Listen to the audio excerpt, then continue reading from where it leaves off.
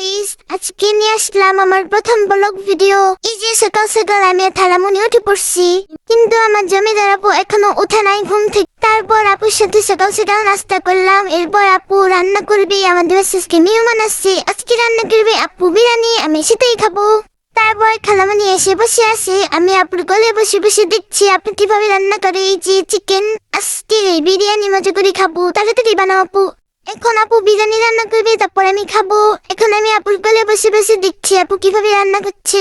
এখন আমি বসে বসে অপেক্ষা করছি আপুর কাছে কখন বিরিয়ানি রান্না হবে আর খাবো। এখন আপু পোলার চালগুলো ভেজে দিচ্ছে, তারপর বিরিয়ানি রান্না করবে। এই থানামণি ছুঁচার মধ্যে এখানে এসে বসে আছে খাওয়ার জন্য।